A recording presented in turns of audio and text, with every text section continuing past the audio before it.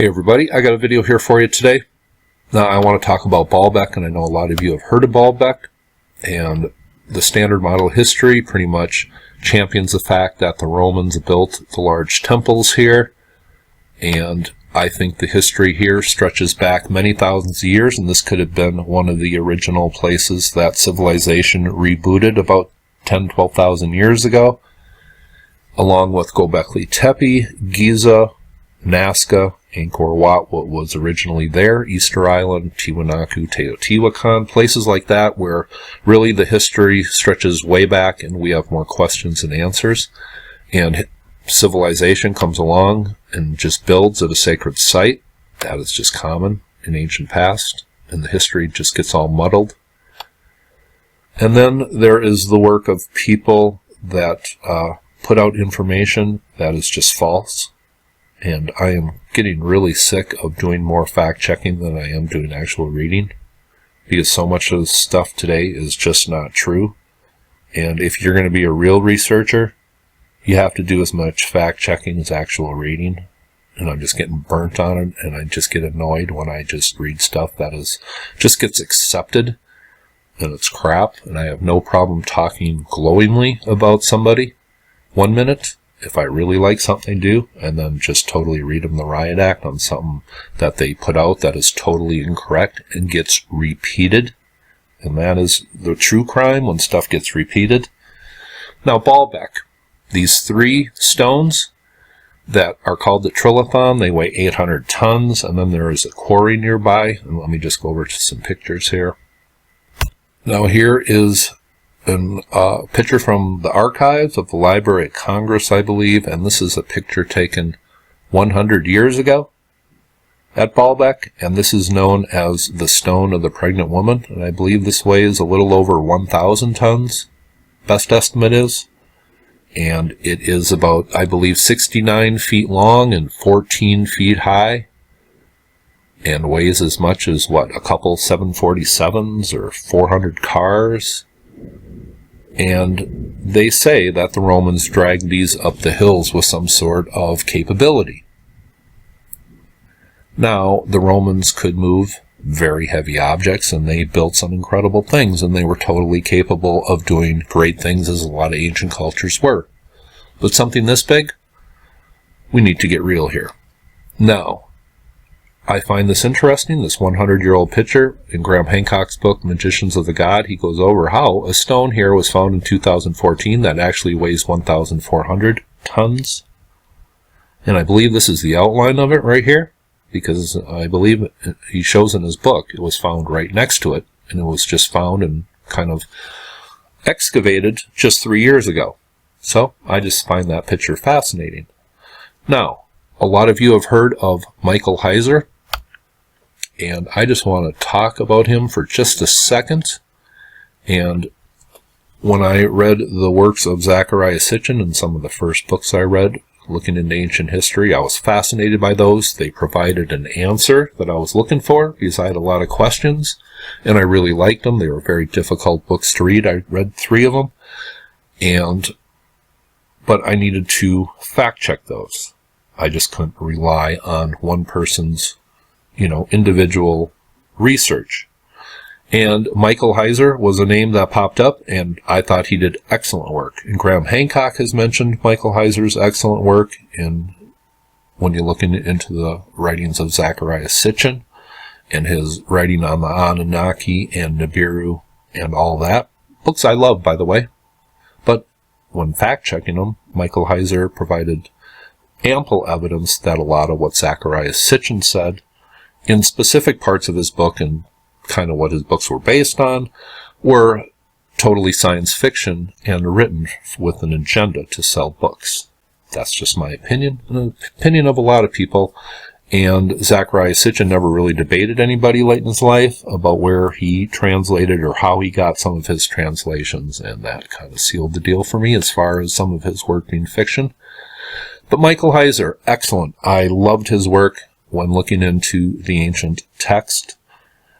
Now, he has kind of a debunking website here, and it says, Transporting the Trilithon Stones of Baalbek. It's about applied physics not ancient aliens. And just forget the word ancient aliens. Let's just use ancient technology that has been lost to us today. Let's just use that terminology because that could be applied to a lost culture also. It says, Paleo-Babel readers know that ancient astronauts theorists suffer from a fixation on megalithic construction. The impossibility of moving stones of great size and tremendous weight appears to them as proof of alien assistance, or of some lost culture's technology that we have lost track of.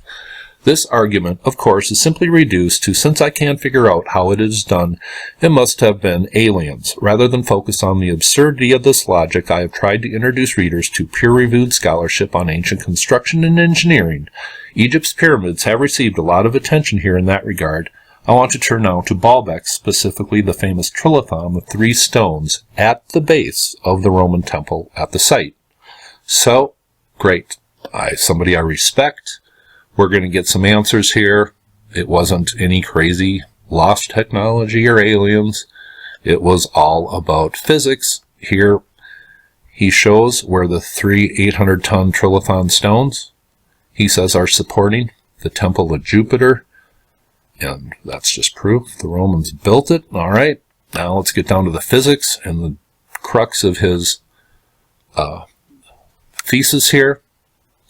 And he gives some ancient Roman rollers, and he says 800 oxen could have moved these if they were attached to those big stones based on what each oxen is capable of dragging. But the crux of it here, now this is where he has a good laugh at the people of lost technology. On page 42, the author introduces, and he quotes a book from the past here. On page 42, the author introduces what will become for him an analogous point of reference for his proposed solution to moving the Trilithon of Baalbek.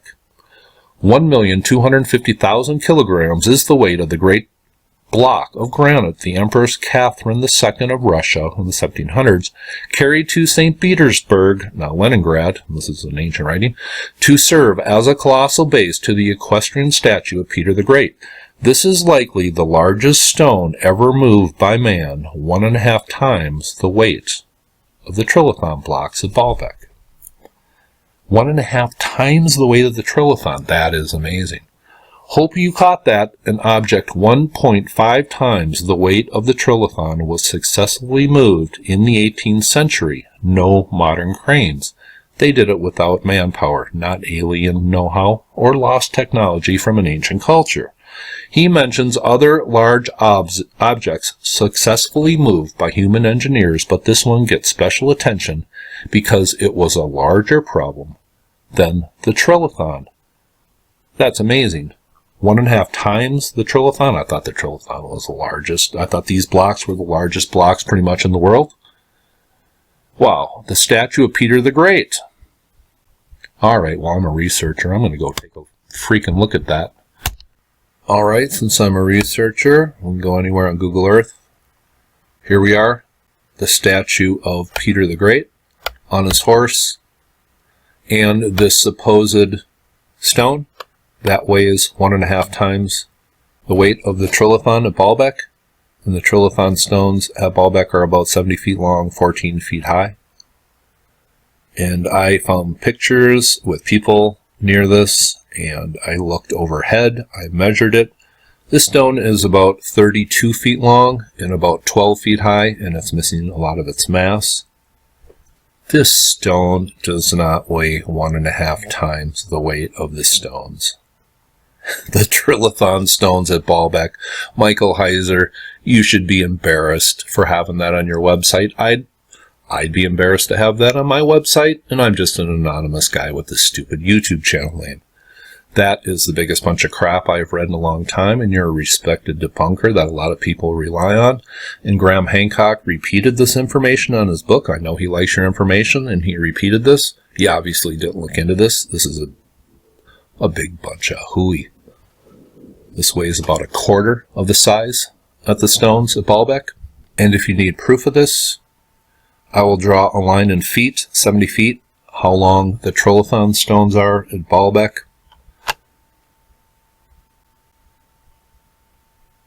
This is 70 feet long. This is how long the stones are at Baalbek.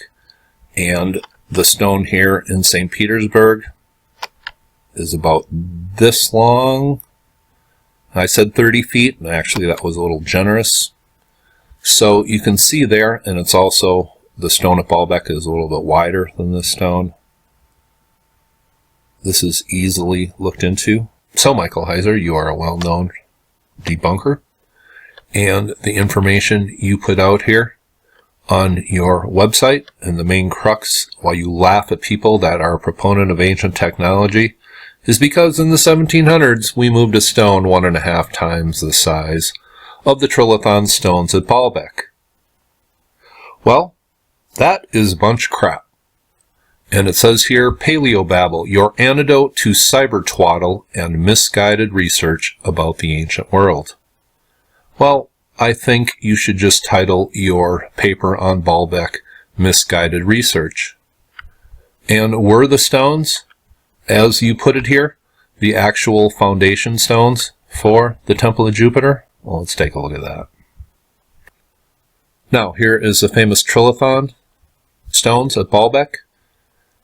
And one thing that Graham Hancock goes into very well is the history of Baalbek, and later civilizations took maybe original stones or what civilizations had built up around this very ancient site. And here you can see reworked Roman drumwork, probably put in about 1,000 years ago when there was heavy warfare going on in this area, and this was built as a fortress. But Graham Hancock dedicates many pages to the history of Baalbek, and you could not go over the whole history of Baalbek in even a couple videos. It is so complex, but you get an idea of how large those stones are, and these are not like any other stones found in the Roman world. And by the way, there is some like original plans of the Temple of Jupiter, and they already include these 3 original stones, so they were here beforehand. It's quite obvious. I just wanted to point that out, but let's go back to Google Earth here, and one thing that Graham Hancock goes over very well is 3 sides of this, what I think is an original megalithic wall, are outside of the Temple of Jupiter and are non-load bearing. They in no way support the Temple of Jupiter, the structure. So did the Romans quarry the largest stones on Earth, put them up here, even though they did not support any part of the structure? Is that what we are led to believe? And we really have to question the theories put out, and some say that these were put on massive rollers and dragged by many men, and any kind of wood put underneath that kind of weight would have been smashed into pulp immediately, so that is kind of ridiculous. And here is a look at the Temple of Jupiter, and Graham Hancock goes into his book that this site is built on an ancient tell or tepi, just as Haran was, and Sagmatar, and a few other sites, and maybe even the Great Pyramid of Giza. What was originally there was an ancient primordial mound, and there's a subterranean chamber below here, just as the Giza and some other sites. Sagmatar, a weird ancient site near Göbekli Tepe that I had talked about. So you just have so many things sticking out that suggest an earlier period of history. And I just want to show you something here. This line, you might be wondering about this line. Where does this go? This is the Great Pyramid of Giza, and if you draw a line from the southwest corner of it through the northeast corner of it and put that line out there, that line goes directly into the temple at Baalbek. Is this a coincidence? You tell me. Stuff like that is pretty amazing when you just think about how the odds are against something like that. But there you see that line coming up from the Pyramid of Giza to Baalbek. Just want to show you that. Now, when you look at all the evidence coming from Baalbek, seems to be a very ancient place. The history here of an ancient tell or tepi goes back 10 or 12,000 years. Same time period as other ancient sites. And if true history would be done here, and we looked at this with common sense, and even the debunkers that put out good information are putting out some stuff that is pure garbage on the site. So I just wanted to show you that, make you all aware. Hope you thought that was interesting. Y'all have a very nice day.